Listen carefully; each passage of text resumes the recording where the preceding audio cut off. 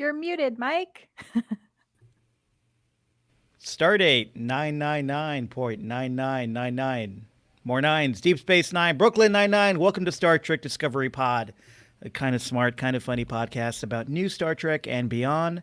I am your reluctant captain, Mike Garcia. With me on the view screen, we have Mariah Gossett. Clyde Haynes. And Redshirt Grant. Hey, Redshirt Grant. This week we are live on YouTube, on Twitch, on Facebook, on Twitter, covering the 7th episode of Star Trek Lower Decks, Much Ado About Boimler. An episode, I'm happy to report, that was not all about Boimler, as I had feared. So why do you hate Boimler so much? We'll get in. Boim me up. We'll get into it. So before we dive into episode 7, Mariah, can you tell our listeners, viewers, how they can support the pod? Yes, please make sure you are subscribed to the podcast on Apple, Spotify, or YouTube. If you would like to see links to everywhere this podcast and our live videos are available, you can find all of that at StarTrekPod.co. You can also support us over on patreon.com/StarTrekPod. Go there to make a $2 an episode pledge. You can join us on our exclusive Slack channel and get exclusive access to when we do little reviews of the Kelvinverse movies or the old, what was it called? TOS series movies? Yeah. Genesis The movies? original series, yes. Gold Star. Anyway, patreon.com/StarTrekPod. Hey, Grant. Yeah. You know what I love? Me. No, but I do like when people talk and they talk to us, especially live on the pod. You That's do one like love my me. You favorite. take that back. I love you, Grant. Oh, I love you too, buddy. No, but so if you're watching live on YouTube or wherever, hey, you know what you can do? You can comment, let us know what you're thinking. You can ask us questions, and you can do that by typing capital P, capital O, capital D, capital pod in the chat, and we'll try to get to your questions at the end of the show. All right, let's slip into our black spy body socks and dive into this episode of Lower Decks. Much Ado About Boimler. Again, not all about Boimler. You're so key on that detail. Hashtag Boimler sucks. Episode 7 Whoa. was written by M. Willis and directed by Barry J. Kelly.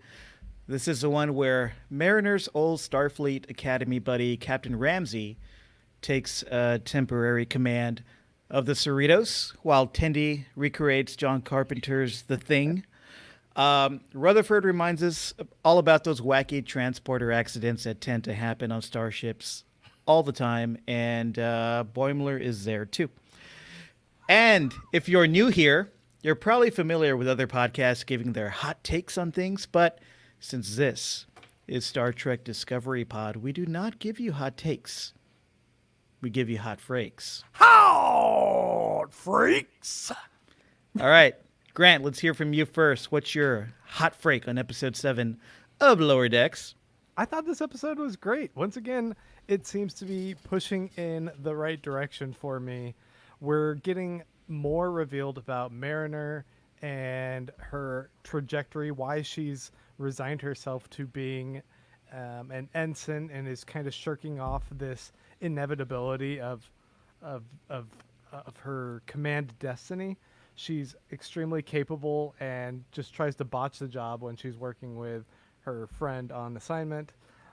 I thought it was pretty funny what they explore with Boimler and the freaks of the Star Trek universe, in that they are all kind of relegated to this ship. It looked like there was some sort of play on, is it Captain Pike who's in the chair? Yeah. I think that's what they were doing. And I was even kind of getting some of those references. I thought that was pretty funny, seeing all the different people in there and how Starfleet does handle situations like that, which in the end was a little bit heartwarming.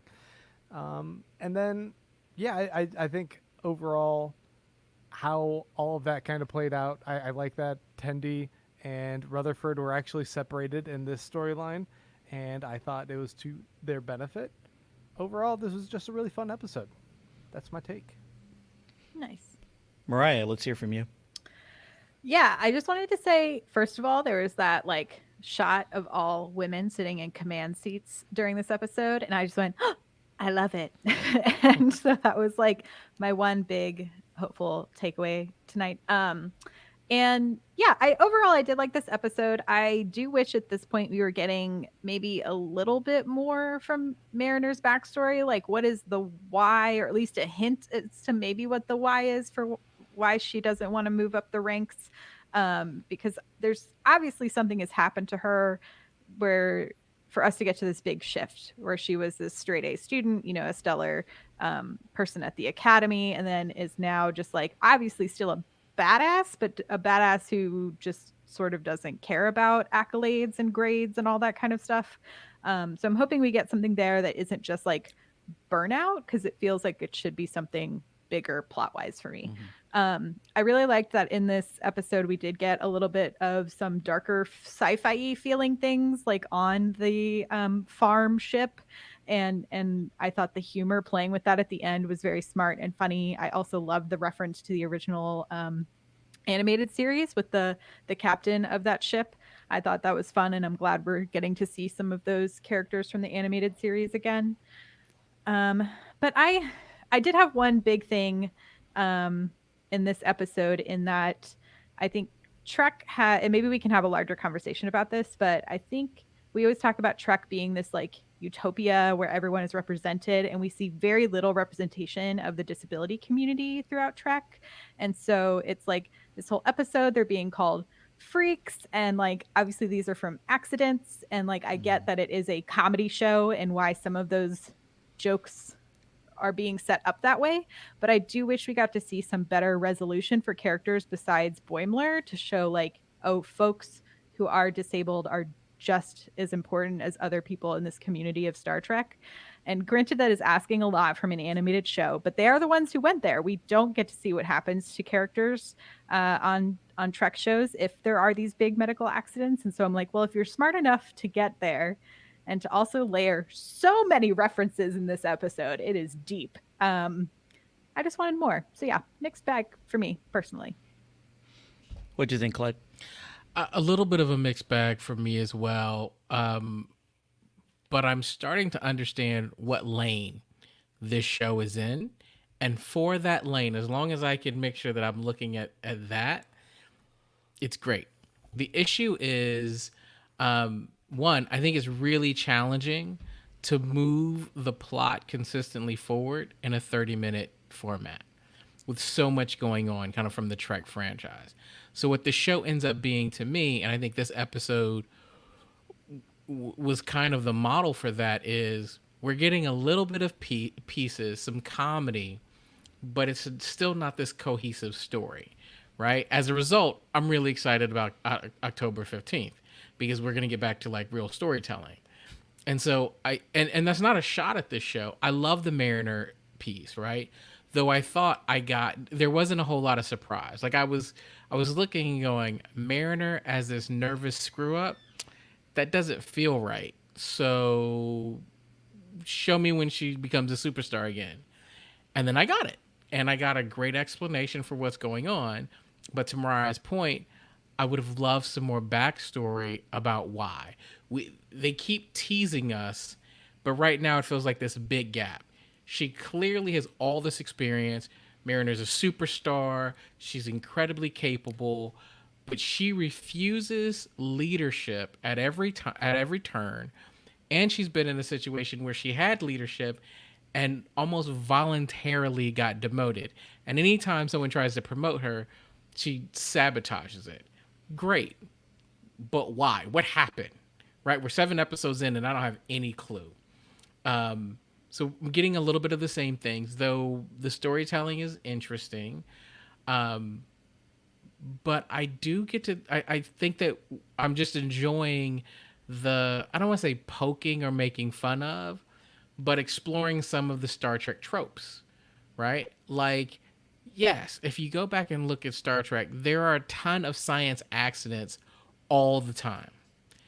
And then either there's a medical miracle and it's resolved like right there, or we never really see that person again, right? They're shipped off to sick bay and we never hear from them. And so I thought it's like, Yeah. well, what happens to those people when they go off screen? Fantastic. And then it did have this dark twinge of like the farm. And then we're rapidly transported back into, well, it's Star Trek. So there's everything's happily ever after, right? That's all interesting, but I'm still trying to see when do I get my super team up. I got a glimpse of it this week where Mariner was like, Rutherford, I need you to do that thing you were doing, and you're the only one who can save us because you're a rock star on lower decks and nobody knows. Super cool. But the story just didn't. I'm looking for the story. I'm used to storytelling, and I'm not getting it. So I say all that to say there are these bits and pieces that I'm enjoying, and I'm trying not to pull on it more. As long as I can just focus on sit back, watch, and enjoy this, I'm happy. But that's all it is to me right now. Yeah, I'm with you there, Clyde, on the sit back and watch and just kind of enjoy what's on the screen. This episode was a lot of fun. I thought the stuff on the ship with the freaks was the most cartoony this show has really gotten. Not in a great way. And Badgie? Mariah, Were you here last week with Badgie? well, no, I mean, with that was on the holodeck, so there was a layer right. there that worked for me. But here, what I mean by cartoony was that there was no depth in that subplot at all. It was just kind of a one-note joke.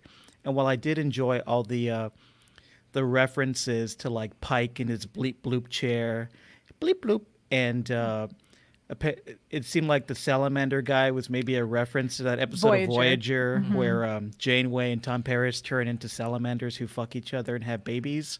Yeah. Great episode. Grant, Also, you should have watched that one. No thanks. Yeah, there's like a lot of callbacks in some of the quote freaks on the ship to so many episodes. Yeah. But yeah, Mariah, I'm with you on the disability issue. I was wincing at the word freaks during this, for sure. And it was pretty cartoony. Before I dive into it more, I wasn't here last week. I want to say I did love last week's episode with that weirdo Fletcher almost getting everyone killed and failing upward like some men do. And Rutherford and Tendi being terrorized by Badgie, the homicidal holodeck monster / helpful talking badge. How can I help you? I'm going to cut off your foot. That was probably the funniest episode of Lower Deck so far. That one really leaned into the weirdness of Trek, which I loved. And that's kind of what I liked about this episode, too, episode 7. It really leaned into the weird in a super fun way, like with the dog, which the dog is named, was great. which is named the dog. The dog. Like I said, it reminded me Perfect. of John Carpenter's The Thing and how it is probably the creepiest thing I've ever seen on Star Trek, this side of a Borg that smells like old trash bags. So there was a lot more weirdness on the Division 14 ship, obviously. Although I did wince at the freaks thing. The nods to Captain Pike and all that was really fun. It's a lot of fun seeing the show poke at these tropes, right? The trope of like what really happens to all these poor souls when weird, nonsensical Star Trek space catastrophes happen and things go wrong. And apparently all these victims end up in the Florida Keys. So there you go. Like, there was really nothing there, you know? It was funny, but there was nothing there. But I really loved the kind of deeper character stuff with Mariner in this episode. We, like you guys, I'm a little frustrated. We didn't get to the heart of her issues with rank and command or what in her past has caused her to be this coaster in Starfleet. But seeing someone from her past call her out on some of her shit and having the show kind of lean the character more into a place where she might actually start dealing with her baggage down the line was great to see. I also thought this episode did a good job of using all the main characters in fun ways, even though Tendi was kind of the least served, again, character-wise. But she was still pretty funny. All in all, this was a good one, even though it seemed like I was griping about it. I really did enjoy it. Yeah, Mike, I think I did enjoy it, but the Tindy character, I think something that was kind of just poking at me a little bit is we get this itty bitty glimpse that Tindy doesn't understand the stuff that the rest of them understand. It was just this thread out there. She's like, it's a dog. Like I created, everybody else would create this thing. I created this normal dog, and yet she thinks a dog can do all this other stuff, can talk and can float and stuff like that. And we didn't pull on that thread like at all, right? And I'm concerned that we won't. I thought it was just kind of a cultural difference thing. Yeah. Tell me more about that though. I want to know. Like, tell me more about her Orion culture. Like, dive in about her upbringing and things like that. And I don't think we're gonna pull on that thread like at all. I mean, I thought it was like a smart character build personally for Tendi. Like, yes, she's the least utilized, I think, member of the cast thus far. Maybe we'll get more of her as it goes on. You know, we don't know yet. We haven't seen the rest of the season, but I think that's where I see, like, I learned something new about Tendi in every episode, whereas I think a lot of the other characters, I learned the same thing over and over again. And so I appreciate when there are those small lines, because I'm like, just give me a nugget. I just need like a little nugget. And I know for Mariner, the nugget we got this time was that she was this overachiever at the academy, but it almost felt implied because she's been this like person who keeps not wanting to move forward, which to me means she has a past where she did really well. You know, it was solidified here. And we are also, maybe I'm eating my own words, you know, it's like we are learning all of these small pieces of Mariner along the way. I just want, like, it could be a dumb line where it's just like, yeah, but then this thing happened. Like, I need like a line that's like pointing to something. I think we're getting there. Yeah. Yeah. And I agree. I think with you, Mike, I think we are getting there, but I just, I don't know. I love Mariner a lot. Just give me 45 minutes of Mariner so I can get what I want. Like, yeah. And Mariah, this is a podcast. It's okay to eat your own words, as we all do. Num, num. So how are we feeling about the show playing with all these Star Trek tropes and like straight up continuing to riff and parody on specific old Star Trek episodes? Like, large swaths of this episode featured homages to the classic TNG two-parter Chain of Command. Mm-hmm.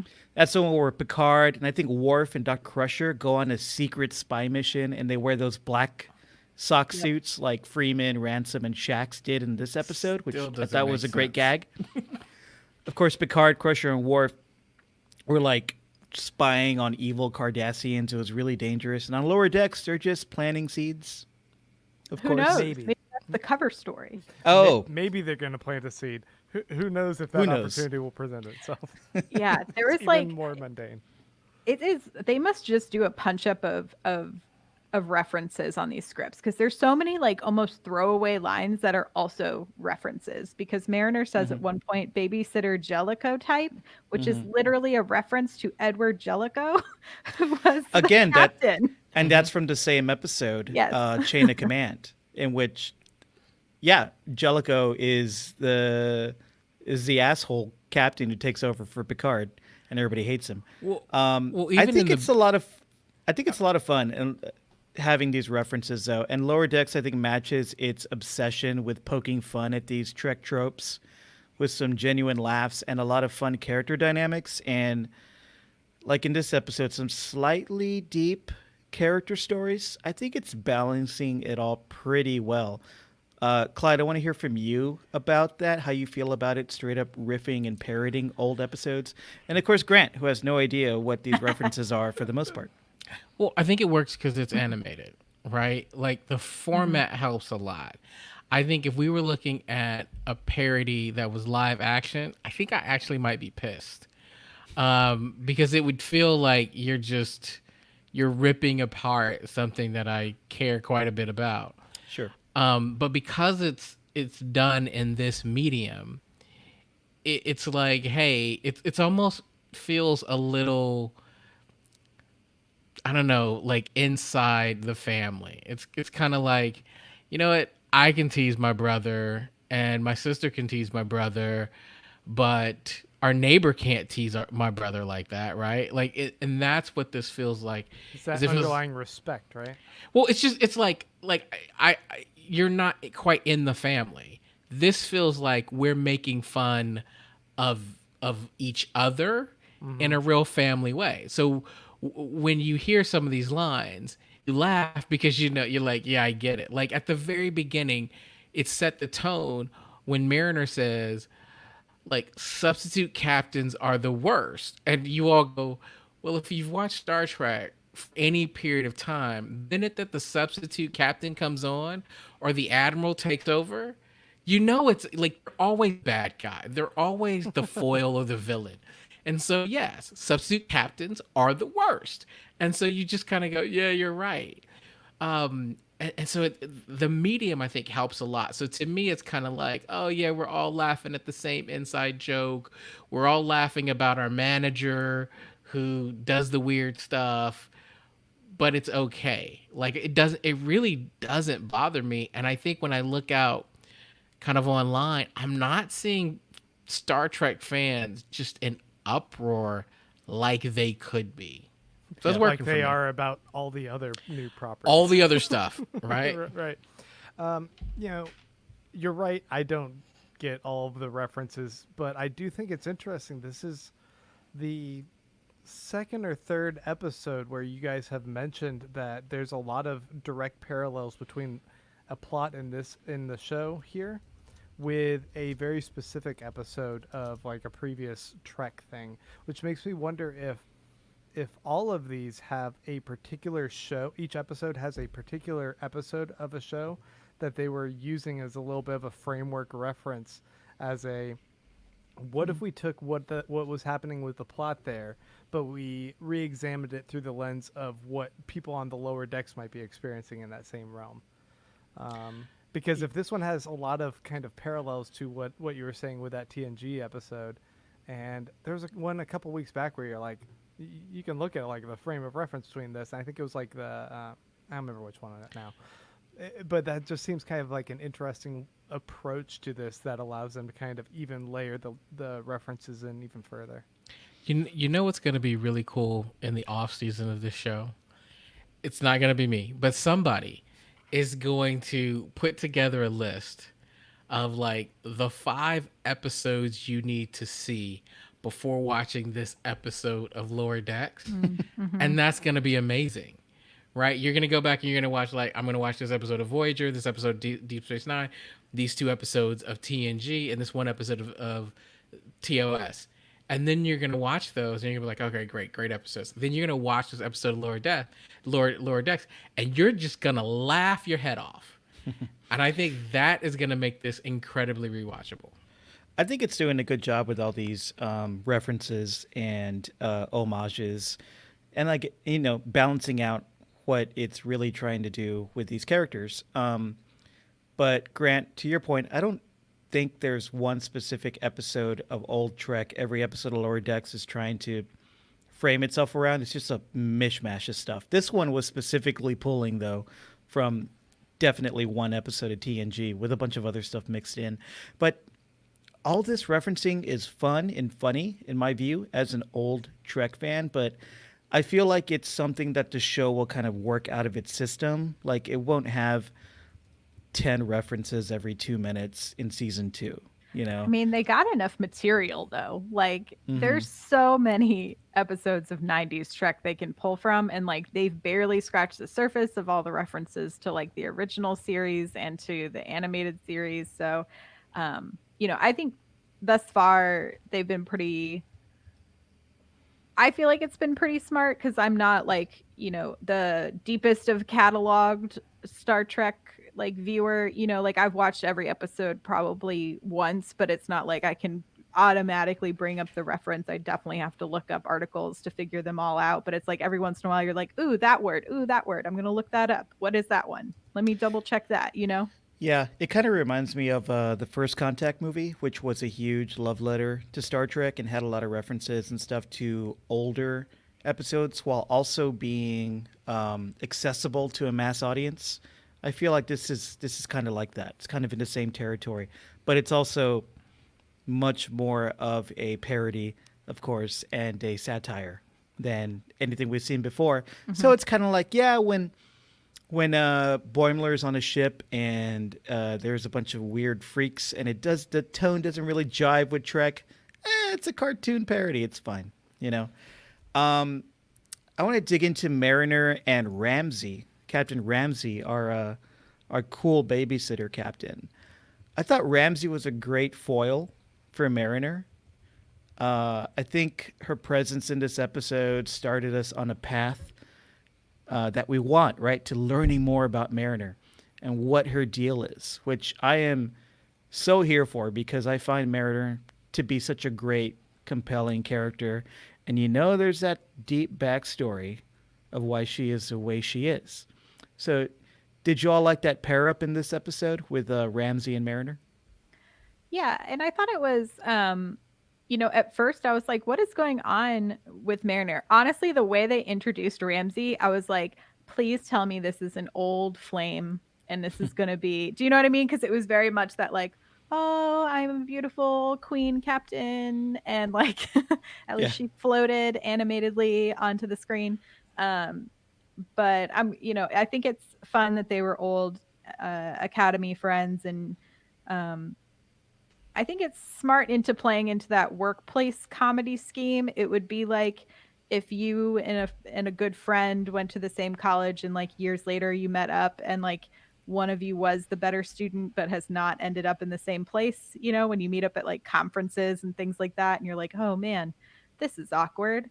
And I think Mariner's having that like this is awkward thing and so she maybe is a little nervous at the beginning to live up to this reputation and then sort of sees the scheme that is happening and moves forward. That was definitely a bit of a twist for me. I saw it more as like, oh, she's finally being faced with someone who's more capable than her and it makes her nervous. Yeah, I agree with that, Mariah. And what was exciting to me is we saw someone who was Mariner's equal. For the first time, right? Like this is largely the Mariner show, right? In terms of who is the most competent, talented person on the ship. It always feels like it's Mariner. We got like that one episode where it was like, what's his name? A Ransom. Ransom, was able to step in and say, I've got some experience, but nobody believes that he's better than she is. Right. But now we've got someone who really felt like it was her equal and they're friends. So it's not like it's a competitive equal, or a rival. And it helped us see her in a slightly different light. So I loved it. I loved the addition to the show. I wish they could have fleshed out and made it a little bit more tempting for Mariner to want to join her ship. But that's never going to work because Mariner is the star. Yeah, in our opening hot freaks, I thought it was interesting that the three of you were a little bit more bummed, I guess, than me about the lack of progress and development of Mariner's story, because I think I've been kind of bitching about that for the past few episodes that I just want more plot development. But here, I thought this was a satisfactory amount for what I need as far as revelations of that particular element. Last week, I was very happy with the richer closeness of the relationship of Boimler and Mariner that we got through the episode. And here, we got just another little layer peeled, and it's clear that this is something they're holding on to until probably the finale or the penultimate of this season for what it was that landed Mariner back as being an ensign lower decks of this ship. That's the mystery, and they don't want to reveal too much yet. But with how they pair her up with what's her name, Ramsey? Is that right? Mm-hmm. How they pair her up with her, I thought it was great to have someone from her past who is well aware of her capabilities just see how she's dropping the ball consistently and call her out on her BS and we see that whenever the situation actually arises that she needs to give a shit and make an effort, she's there in an instant. She steps up, attacks the monster, takes command, tells people what to do, punches out the old captain of that other ship, and she's just a complete dominant force. But she has this really intimate heart to heart with Ramsey where she's just like, I'm not in that place yet. And that's all the information I need of like, this is the first time I think she's been so telling, so direct and like revealing of like something hit her, something hurt her in the past. And now she's still trying to take her time coping with that. And Ramsey is a good friend. She doesn't like demand, give me an explanation of what happened. Let's work through this right now. She just respects her space. She's like, okay, cool. Well, I understand that, like, you know, one day if you ever come back to this, everyone will be very fortunate for it, right? So I don't know. I thought it was very rewarding at the end where that story evolved. And I know that we're going to get more because now I see that that's the direction. It's not just wacky hijinks of the week. It's that they are doing that progressive storyline of where Mariner is heading. So I feel that confidence, and I feel much more. I feel very happy about the direction of the show, I guess, now. Where before I was hesitant. I really love that beat too, where Mariner realizes that she knows she's capable to lead and to be this badass who Ramsey knows she is. And she can take command and save everyone like she did at the end. But she's just not ready for that responsibility. I love the reluctant hero. Yeah, I love that. I found it really relatable. I, too, am a reluctant hero, as you know. I do. You're just reluctant ruler. So I know emphasis on hero, Mike. Thank you. Emphasis on hero.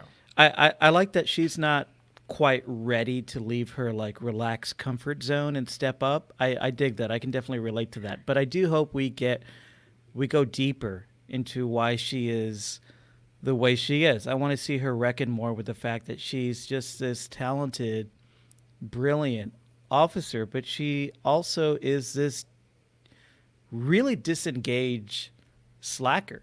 Unlike her friend, who seems to live for the opportunities that command provides her. Right. Even when those opportunities involve cleaning up waste or whatever on the frog people planet.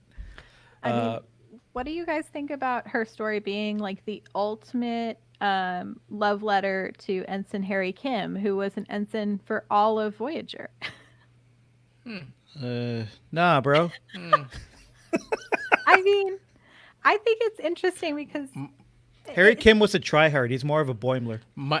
Mike does not like Harry Kim. No, he's all right. Harry Kim is like one step above Boimler to you. Hey, Mike. I like Garrett Wong. Harry Kim was fun. He was not served well by many of the writers on that show, I will say. You know, Clyde, this reminds me of a young man named Jack who once landed on an island and was a bit of a reluctant fella to take leadership over the people of this island. And eventually he had to kind of let go of his worry. And Jack Shepard stepped up and helped lead the people of the island of Lost to... we had to go back! And then he abandoned them. to the bridge. He eventually abandoned them, but then he sacrificed them. Okay, spoiler. Anyway, I hope this episode, like Grant said, is priming us this season for a deeper story and revelation about Mariner facing up to her potential and reckoning with that disparity between her potential to be a great commander and her need for this safe, kind of disengaged lifestyle that she's living now. You know, it's like me in college. I did really enjoy seeing Mariner and Ramsey like lock in and fight to save everyone at the end when the shit went down on the Rubido, the other ship. I'd love to see the character of Ramsey return and see more like Mariner and Ramsey adventures. I thought they were great together. She is just as like equally like powerful, badass, capable, that she's an interesting friend and also like potentially a foe in a situation. Like just like equal in ability that I'm like, it could go either way with whatever they want to do with her in the story. But definitely, I want more of her. So we mixed up the usual pairs in this episode. We kind of been complaining a little over the past few weeks that we always seem to get a Boimler Mariner A plot and a very like light, slight, fluffy Rutherford and Tendi B plot, but they mixed it up this time, which felt fresh.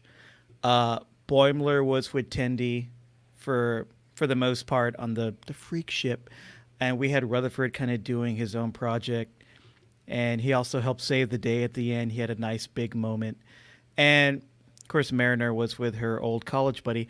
I think the show really works when they change up the dynamic and you see a lot of characters interact in new ways. Did you all appreciate these different pairings? I know there's some talk in the chat about how some people liked that, but some people thought that wasn't that the potential for changing the dynamic up was there, but the show didn't really fulfill it this week. I mean, I appreciated the change up because I thought, I mean, obviously it made sense with the plot that was written. You know, I'm always sad when we don't get to see more Rutherford and Tendi, but you know, it is obvious that Boimler and Mariner are the leads of this show, so they're going to always be the main plot devices, no matter who they're with. And so I enjoyed it. I also thought it was just Tendi and the dog were such great little light bits of humor, especially with dealing with the sort of darkness of the farm ship, you know, and how at one point she's like, "Do you want to go for a walkie?" Like she's talking to this dog like it is a dog and it can talk back eventually. I found the whole dog plotline to be very, very funny. Yeah. And a great plot device to use for moments of levity throughout that.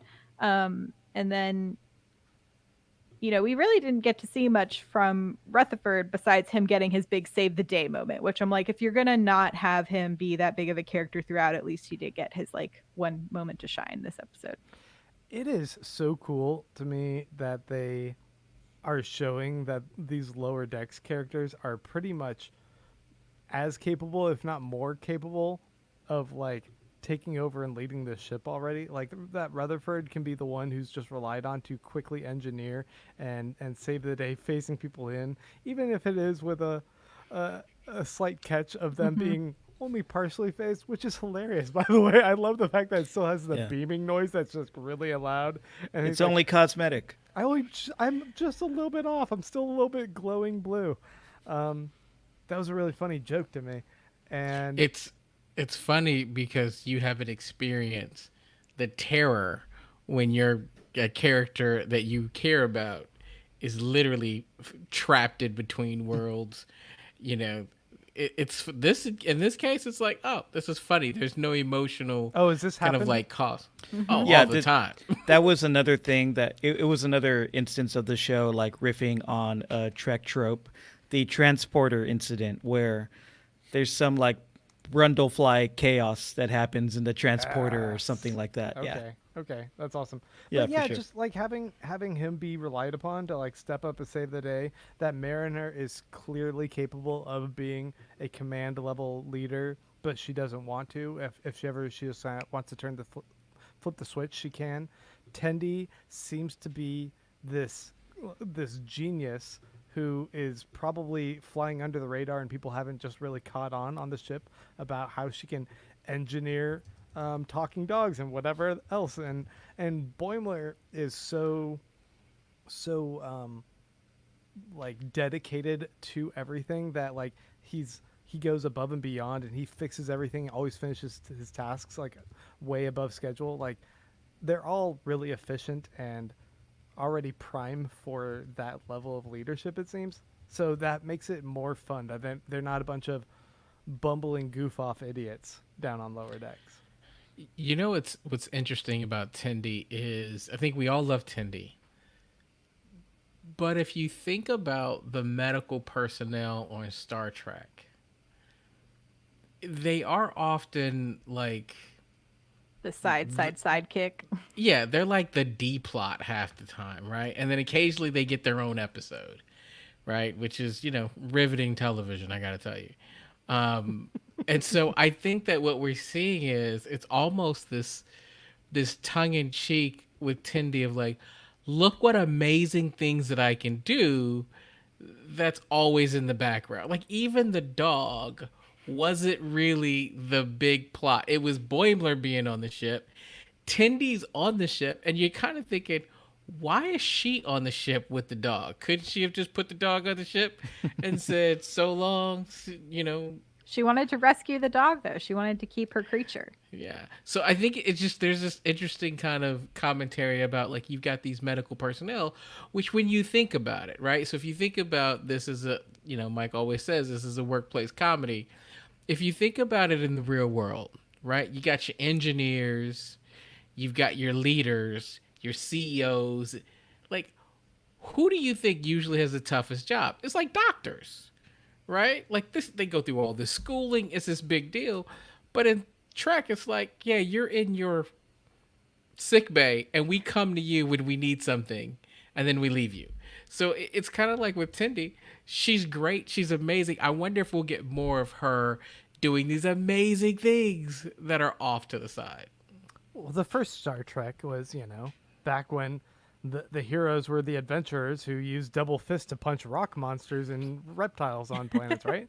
It wasn't until a young man named Michael Crichton came along and developed ER that we realized how good medical doctors on TV could be and how much drama could be mined from that. I mean, I'm not sure of the timeline between ER and Voyager, but I think Marge pointed out that the Doctor has some of the best plot lines on Voyager. So, you know, we True. get there eventually. Which doctor? The Doctor. The The Doctor. hologram doctor. Like His name is the Doctor. Doctor Who? The doctor? His name is the Doctor. You're right. Just like the dog. His name is. Just like the dog. Yeah. Another reference. Clyde caught it. Okay. I want to address something. Some of you might have picked up on the fact that I'm not the biggest fan of Boimler. Yes. What? Shocking. Shocked. I can't believe this. What up with that? You may ask Mike, do you hate Boimler because he is pieces of you? Oh no! As Jewel might say. We're gonna get more having breakdown a- and backstory than they ever give us for. Do we need to Skype in a therapist, Mike? I can call one. I did There's a have a couch therapy behind me session if you today. need to sit on it. There's one right back there. You can sit and talk to us, Mike. Are we going to Appreciate become it. a Frasier podcast? Appreciate it. The answer is yes. I too can be annoying. I too can be a tryhard like Boimler. And yeah, I guess seeing that anxious neediness for approval and attention reflected back to me is not all that pleasing. I mean, I get it, but that's just part of it. I just want this character to grow up and stop being kind of this one-note joke loser. You feel me? But I mean, he's not a total. I mean, he was a tattletale this episode. That did not help. That did not Not help even the a little case. bit. Not even a little bit. But I mean, to be fair, if 2020 hindsight, he made it a good call, right? They were actually going to land on a paradise where people were going to be cared for. Him delaying them doing a full-on mutiny was probably a good call. No, sure. I mean, yeah, the character's fine, and that was very Starfleet of him, which is great. But I guess what I'm talking about is the show's perspective of him. He's just a dumb punching bag. Like, even though he was right, the whole point of his arc was just for us to laugh down at him. You know? I don't generally root for the guy. I don't generally interpret it that way, though. I don't never find. I mean, I find that he's somewhat relatable, if not overly nervous and anxious about a lot of kind of social situations. But that's also sometimes very relatable as well. I get that he is overeager and does want to please, and at times his overeagerness to please is the direct contrast to Mariner's fuck everyone, I don't give a shit, let's burn it all down. That's what makes them kind of as a team up work so well for me. And I don't look down on either of them so much as I appreciate how they mix, how they blend. Right. I like to think of the cast as like an arrangement of maybe of who you really are and then who you'd want to aspire to be. It's like I bet most of us are actually closer to Boimlers and we all want to be Mariners. You know what I mean? Yeah. No. I'm a Mariner. No, I'm kidding. This is me when I always go, oh, I'm a Gryffindor, and then I take those quizzes and they're like, you're a Hufflepuff. I'm like, no, I'm a Gryffindor. Damn it. It's okay. We aren't using the houses that shall not be named by the terrible heart crushing creator of that fandom. I did see I tweeted it if people need to change their Twitter bios to include what your Star Trek department is and its correlation to what your old house would have been. Right. Yes. I was please. of the green and silver persuasion, and so I am now of section 31. So I will claim that house. Yeah, everybody, please do that. Got some fun comments here, guys. If you're watching and you have comments, go ahead. Like Clyde said, type capital POD in that comment box and leave us a comment, and we can read it on the live stream. Grant. Yes, I did want to have a little bit more of a deeper discussion about the quote-unquote freaks plot line with Boimler, in that I mean, I think that us going on this kind of exploration of what does happen to people who were victims of kind of accidents or occurrences that go on during the exploits of Starfleet. Like, where do they go if they are no longer able to kind of help on the ship? And the mistreatment of them, I thought them, the fact that the term freaks came from them as a little bit more of an ownership of it versus a pejorative like someone else was inflicting on them was a little bit more important, in that like they felt like they were being mistreated, they were being relegated, they were being called freaks, and they were being pushed to the side, and they were saying we're going to rise up. In contrast to that was a little bit more empowering than it just being a punchline of them being freaks for themselves. And then like how it resolved in kind of revealing that Boimler's optimist take in what Starfleet is and what it promises to be to its people is that it does take care of the people that are disabled. It does bring them to a place where they are going to work with people to try and rehabilitate them, try and fix if they can, or at least put them in a place where they can be cared for and taken care of. And I mean, I kind of left that plot line appreciating it a bit more in those regards. That's a very good point. But here's another point. 90% of that plot line was really intended for us to laugh at the freaks and look down on them and laugh at them. And the last 2 seconds was the redemption to where they get to be taken care of in a very Starfleet way in this pleasure planet. And then the whole idea that the Division 14 ship was this doom ship with this evil captain with this terrible laugh, this maniacal evil laugh, who's going to just, I don't know, hide away and torture all these poor souls, was hand waved away with, oh, that's just how I laugh, and we should paint the ship a nicer color. Right. By the way, happy ending. It was playing on a bunch of story tropes, and ultimately, yeah, I get that, but the intention was for us to laugh along and kind of look down at these disabled characters. I don't know. I mean, I put that in contrast to how we actually treat disabled people, like in this country, and like Starfleet, they're showing does take care of their people. Like, here's what we're set up to kind of have our expectations of how this is going to go.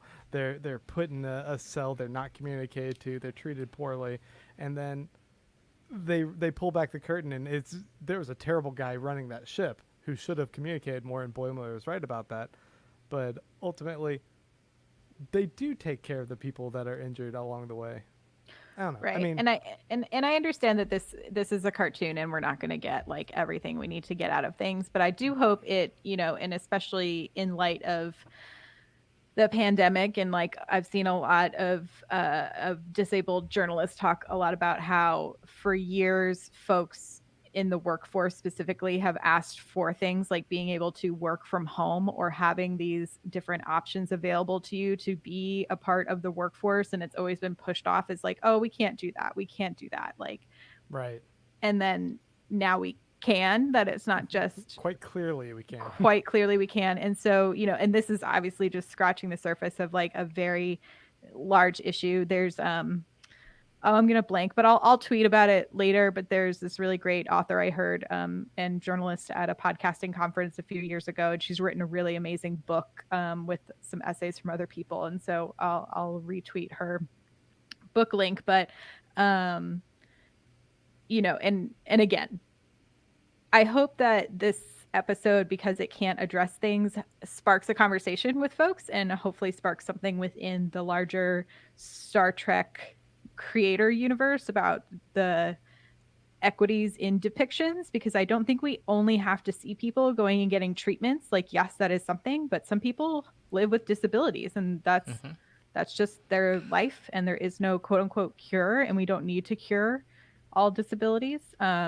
And so it would just be nice to see some other people on screen. And I think actually I know there's an actor in Discovery who was diagnosed with something that now he needs to be in a wheelchair. And I think I saw he's been announced as a cast member for the new season. So I'm hoping this means we're finally going to get to see someone with a disability on screen in Star Trek. So yeah, I think Star Trek has fallen into,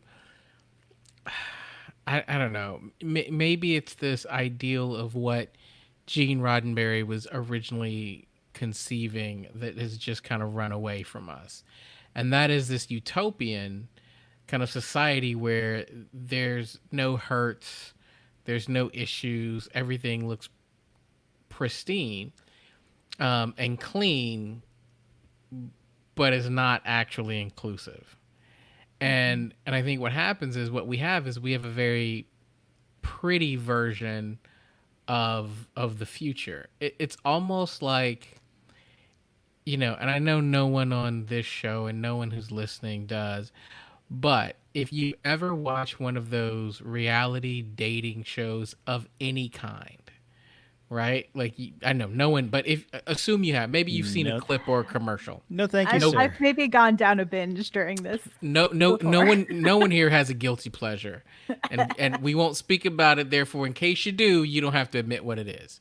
But if you've ever seen one of those shows, or someone has tricked you into watching one of those shows, at some point you have to think, I don't know anybody like this, right? I don't see these people out in the real world, but yet here they are on my television looking like this is a representation of everybody. And I think at times Star Trek has fallen into that. It's like, well, we're going to have this really incredible vision of the future that every once in a while you look and go, well, I'm kind of someone who might not fit into that because I'm not as whole, I'm not as perfect, I'm not as idealized, and I think that leaves some gaps. My hope is that now that we're seeing a change with things like Discovery, Discovery is great for a number of reasons, but one is that they continually push boundaries and go, where you've been excluded from Trek, we're making sure that you're included, that it's inclusive. And so that's exciting, but I do think we get a bit of this, like, there's some people who are left out. And Mariah, to your point, the most well-known kind of differently able person on Star Trek is probably Geordi, who was fixed, right? Who really didn't have to spend more than 30 minutes within his disability. Yeah, that's a great point. And what Grant was saying, I really do like that this show reminded us that Starfleet, the Federation, and Star Trek is a place where infinite diversity and infinite combination is valued. And those guys were treated to Pleasure Planet. You know, that was great. They took care of them. I'm going to run through some of these comments real quick. Talking about the references, Marge says the tendril creature in this episode was like the one in Enterprise Vox Sola episode, which apparently our patrons watched last night on our Slack group, and also on TNG Farpoint. Yeah, it did remind me of the jellyfish entity in the first episode of TNG Farpoint. It also kind of reminded me of the crystalline entity. It's kind of a mishmash of those things. Definitely pulling on those old tropes again. Mike, are you saying that if you go to patreon.com/Star Trek Pod and make a $2 per episode pledge, you could join these people in doing these watch-alongs? You know what? That's the best point you've made all night, sir. On rare occasion, I can make a good point. Yes, I am saying that. James Worm talking about Geordi. I would compare Geordi to a deaf person with a cochlear implant, and that visor was cool, but it wasn't accurate human vision. It always gave him headaches. That's true. He did suffer. He did suffer on and off with the visor. I think similarly, they show with like Rutherford, he's got this implant for his eye, and it has some side effects that suddenly he will kind of glitch out and have a peculiar reaction to. So, I also think it's, yeah. Well, but I think in both those cases, the other side of that coin is it also makes both of them kind of superheroes, right? Mm-hmm. Like in Rutherford's case, like he could, it's an enhancement, and he can all of a sudden do all this other stuff. And in Geordi's case, every 15 episodes or so, he sees something in a spectrum that nobody else can see. It's kind of like when here you go, Clyde. It's kind of like in Marvel when they first introduced Daredevil into the comics, and because they wanted to, Stan Lee wanted to be like, hey, you know what, blind kids, you can have a superhero as well that can do incredible things, and it's all about being able to see yourself and have that representation in these kind of mediums, and like Mariah was saying, like Discovery seems on top of that is just putting characters in more and more to kind of broaden the scope and just bring people into the family, and I think it's wonderful. Mm-hmm. Indeed. Yeah, there's something really, there's something powerful about seeing people who look like you on screen, and it's when you don't see it for so long and then you do, it's crazy emotional in weird ways, but yeah, and Star Trek has been great at that consistently and getting better. And I think we'll see more diversity as the franchise continues to give us more and more shows. Yes. And on a much, much lighter note, it was like very early on in the chat, but Chupi said the dog literally went to the farm, and it made me giggle. So thank you, Chupi. Yeah. It flew away to the farm. As Mariah pointed out about our changing of houses now being our Starfleet sections or whatever they're called, what would you guys be? Would you be Command, Science, Ops, Section 31? Is Medical just kind of rolled into Science? I don't even know. I think it was, They were the same colors. Yeah. So what would you guys identify? The colors do match. Tough Lower question. decks all the way. Lower decks. Unsorted. So I mean, Mariah's clearly already said she's going to be Section 31. Yes. Having in a previous life dove into this a bit, it's easy to say something like Command, but often Command starts out something else, right? So you typically are Science or Medical or kind of the tactical security era. Occasionally I guess you could start off as like navigation or helmsman as an ensign, but usually something else. So I would probably say I might start off as, I want to say Science, but that gold looks so hot. I'd probably go like kind of the security route and then make my way to Command. That's how I do it. Cool. Maybe that's how I have done it. I'm full on Harry Mudd scoundrel. That's what I'm gonna do. That's not a rank, sir. It is now. Did you hear my TV pitch when we did that episode? He was gonna be folded in. He was gonna be. That's right. That was a good consultant. one. That's right. Yeah, That's right. Harry Mudd scoundrel consultant. Consultant class. Very nice. And Stress Free K, the farm was Division 14. Oh right. They asked in the comments, so Yeah. just to clarify. I did like that we saw I think you mentioned this, Mariah, that the lead of Division 14 was an Adosian, which we've only ever seen on the original animated series, mainly the character of Eric's, who was part of the Enterprise crew in that amazing cartoon. It's great.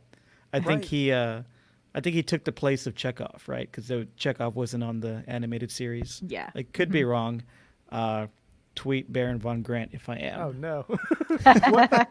what species was the General Grievous looking character that was the with head the- of that the- ship? What? That's what it. we were The talking about. Adosian. Yeah. Yeah. He was Adosian. Adosian? Yeah. too? Oh, okay, okay. Yeah. Okay, now I get it.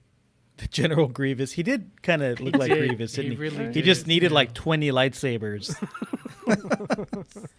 Yeah. Well, that was fun. Anything else to say about this episode, guys? I think it bodes well for the final few episodes of this season. I think this is opening the possibilities of the trajectories of our main 4 characters, and I'm excited about it. Yeah, I'm excited for the rest of the season. The next episode also looks good. It looks like we're getting a continuum of this plot line because we see more of the black bodysuits for the crew. So I'm excited to see what that looks like. And then I'm so surprised you didn't bring up all of the Deep Space Nine references in this episode, Mike. Oh, yeah? Like what? Like when Ramsey flips Ransom after he tries to buy her a drink in reference to Major Kira, if she says, "If you don't take that hand off my hip, you'll never be able to lift a glass with it again." I mean, that's a reach, but sure. It's from the very first episode of Deep Space Nine. Yeah. Reach. That happens in like How am I every doing movie. the Deep Space Nine references? I didn't have time to look that shit up, okay? But it's Kira and Deep Space Nine. This is your perfect It's like Venn your zone. diagram. This is- From the very first episode of DS9, which I haven't seen in like 15 years. Yes. I guess I did just watch it. So I love how Boimler Mike just says, "Nah, that's a reach," right away. Well, I did notice that you guys did talk about how the main antagonist in last week's episode was, oh, he's this guy who's been on Star Trek playing characters every now and then. Yeah, they brought him back, whoever he is. My friends, that is General Martok from Deep Space Nine, played There by it the is. great J.G. There it is. Hertzler. What the fuck? Get it right. All right. Thank you so much for joining the pod this week. Remember, you can find us live on YouTube every Thursday talking Trek. And, of course, we'll be covering Lower Decks every single week. 3 episodes left. After that, we'll be covering Discovery Season 3 when the series returns in October. we have exactly 4 weeks left, y'all. 4 It's weeks. exciting. All right. And just a reminder, you guys can subscribe to us, rate us, and review us over on Apple and at StarTrekPod.co. And if you, like we said multiple times, join us at that $2 an episode pledge. You can join us for the watch-alongs. You can get access to all of our Patreon bonus content. And we are eventually going to finish watching the Kelvinverse movies. One to go. And just a reminder, you can listen to us kind of on Apple Pod, but make sure that you tell all your friends to subscribe to us on Twitter, on Instagram, at Star Trek Pod. You can tweet about the episodes, let people know that we love Trek, we're funny. You know, Well, Sometimes. Grant's a little weird. Let's not promise. There's a lot of too weird much. lost references. A lot Kind of of weird smart, love. kind of funny. Yes. But Even accessible. That's a bit much, isn't it? We're like your friends that you would want to talk to Trek about or talk about Trek with. So that's us. tell people, and as always, there are two people that really help us out on our socials. Karen, who runs our Twitter, James Worm, who helps out on our Insta. Thanks, James. Thanks, Karen. Yay, thank you. you. Come hang with us. Again, thanks, guys, for joining us on the pod. Clyde, where can we follow you online and hear more from you? At Twitter, you can find me at Clyde Haynes, and then on the web, you can find me at www.keyandclyde.com. That's KEI and Clyde.com. Mariah. And I'm at Mariah Gossett on all platforms. That's Mariah with a Y and a Gossett with 2 S's and 2 T's. Grant Davis. I do a beer podcast. You can check that out, thebeerist.com, on Mondays. Occasionally, I'll pop on the TV Dudes. Those come out on Fridays. You can follow me at Baron Von Grant. All right. My Venmo is at Mike M. Garcia. You can find me on Twitter as well, at Mike M. Garcia. Live long. There we go. And prosper. Bye. Later.